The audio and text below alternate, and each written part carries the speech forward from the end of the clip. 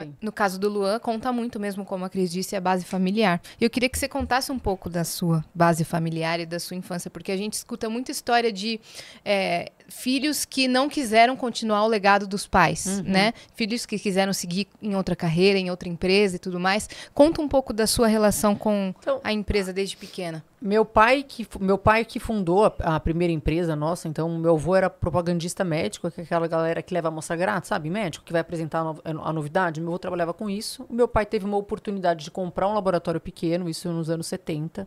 Ele compra esse laboratório de sócio com o meu avô. Meu pai era o filho mais velho, né? Meu pai faleceu ano passado. E depois que os irmãos vêm trabalhar na empresa, que chamava na época Laboratório Prata, ele sai, meu pai ele é um empreendedor assim inacreditável, porque ele fez vários movimentos assim extremamente corajosos, porque quando ele optou em sair dessa empresa que ele tinha aberto de sociedade com meu avô, ele já tinha 3 filhos, já era casado, então ele já tinha um peso nas costas, né? Não era só ele no mundo, né? Então ele sai, compra um laboratório bem pequeno, na época esse laboratório já estava bem, já era um laboratório grandinho, chamava União Química. Ele vende a parte dele para o meu tio, que era mais próximo dele, de idade, que era o tio Fernando, e ele compra um laboratório no Cambuci, super pequeno. Na época a gente tinha uns 6 produtos, nós éramos em 20 funcionários. E ele coloca a minha mãe para ajudar, minha mãe não tinha iniciado a parte dela profissional de trabalho, ela mais ficava com a gente em casa.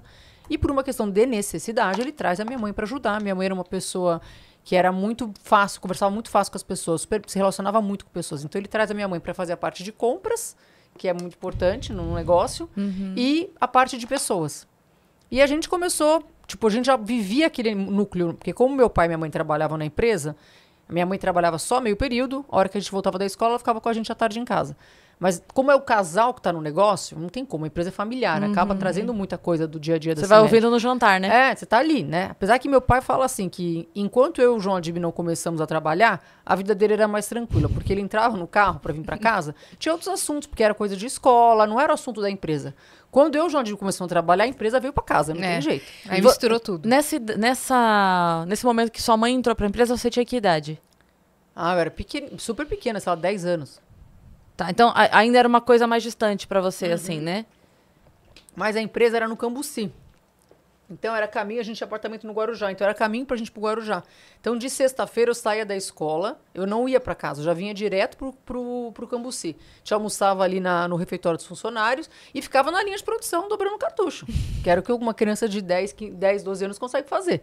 Então eu sempre vivia, a empresa é muito pequena, eu e meus irmãos. E aí, quando foi meu irmão começou a trabalhar com 16, já meio período, e eu também com 17 já comecei a trabalhar meio período. E por eu gostar de produção, meu pai ainda teve ele conseguiu olhar e falou assim, onde cada um encaixa. Então ele foi visionário quando ele colocou a minha mãe para fazer compras, que é extremamente de relacionamento e de cuidar de pessoas. Meu pai era um cara de financeiro. Ele colocou o meu irmão para cuidar de marketing e vendas, e me colocou para fazer a parte de produção. Então, sabe quando ele conseguiu? O que eu tenho de mão de obra aqui? Vamos ali, cada um encaixa num lugar? Sem contar que ele tinha um supervisor pessoal em cada setor, né? Pois é. Deixa aqui, ó. Exatamente. E aí nós fomos crescendo. Então, a gente fala assim, meu pai foi o super empreendedor de ter colocado a família na indústria farmacêutica, mas a CIMED foi muito feita comigo e com meu irmão, assim, ali na frente, assim. A gente, de fato, não era filho, a gente era como se fosse sócio. Aí todo mundo trabalhava com a mesma pegada, com muita responsabilidade, que ele sempre deu muita autonomia, que a grande maioria me pergunta, nossa, como é que vocês fazem para os filhos de vocês estar na empresa? Porque hoje nossos filhos também estão na empresa. Porque, assim, muito na intuição, a gente acabou repetindo o modelo que meu pai fez com a gente. Então, eles têm autonomia, eles têm muita responsabilidade. Eles não estão ali para brincar. E eles são exemplo para o resto da galera. Sim.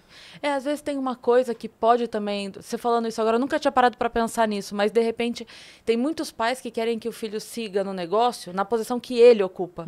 E de repente o filho não é um bom no financeiro. E aí ele fala, não quero. Só que de repente ele é bom no marketing. Sim. E aí eu quero. É isso aí. Então, de repente você dá a oportunidade pro filho vir, mas fazendo o que ele gosta. Porque é possível. Sim. Né? Numa empresa tem 1000 coisas. 1000 coisas para se fazer. Hoje, a CIMED, assim, tem todos os departamentos que você pode imaginar de organização, né? Então, a gente tem uma área de marketing super forte, uma área de comunicação super forte. Então, se você tem uma mente criativa, é essa área que você deve ir. Tem uma parte de custeio, de financeiro, super pesada. Então, se você é uma pessoa de números, você pode ir. tem toda uma parte, a indústria farmacêutica é muito regulamentada, então tem toda uma parte jurídica super pesada. Se você é uma pessoa que gosta de lei, de interpretar tributariamente falando, é um dos setores mais diversos em tributação, é o nosso farmacêutico. Então dá para você também ir para essa área. Então tem tanta coisa, você gosta de produção, que nem no meu caso, eu fui para produção. Você gosta de vendas? Vamos embora para vendas. Tem tanta possibilidade para você se encaixar. Sim. E de repente se ele tivesse teimado e não, eu preciso que você treine para ocupar o meu lugar, talvez não teria dado certo. Não ia ter rolado. Não ia ter rolado. Com certeza legal. Não teria rolado. Qual foi o momento que vocês perceberam, assim, como família, que a coisa tinha acontecido? Qual foi o passo Acho que a gente nem percebeu, a gente continua. Só foi. Na festa agora desse ano, eu percebi. Sim, toda hora me dá. Qual foi o dia? No meu, não sei. Não tem. Não teve uma virada de chave? Não teve uma virada de chave. A gente é muito do fazer. Foi uma crescente, né? Foi uma crescente. Então a gente comemora muito, igual a gente acabou de comemorar esse marco que a gente entende que é importante, mas a gente já tá tão focado nesse ano. Então eu falei que o ano passado a gente tava... Porque a gente virou o ano, o povo tem mania que acha que o mundo vai acabar. Não, o mundo não vai acabar, não, bem. Nós vamos acordar, vai acontecer tudo de novo, né? Então a gente já tá tanto nesse looping. Então, assim, a gente tava em reunião antes de eu vir pra cá, tava em reunião com toda a minha diretoria, porque nós estamos desmembrando todo o orçamento da empresa, te entregando, porque assim, você só sabe você só tem condição de me entregar se eu, de fato, conseguir te falar o que eu preciso que seja feito, né?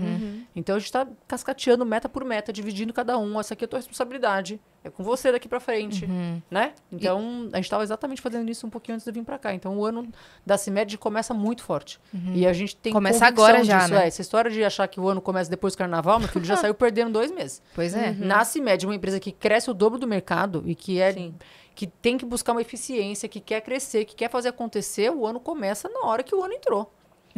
Na verdade, o mês parou, né? Porque tava fazendo uma festa enquanto estavam de férias. A gente acaba o mês dia 30, às 9 horas da noite, porque nós estamos lá no escritório fazendo acompanhamento das vendas. Tá, no dia seguinte, dia 1, já acabou, a gente já comemorou ali das 9 às 10 da noite, vamos dormir. No dia 1, ó aqui, meu amor, isso aqui é a tua meta que nós vamos ter que fazer, quanto que a produção vai produzir, o que vai estar em cada CD, como é que a gente vai fazer acontecer. É muito ali, ó, reloginho.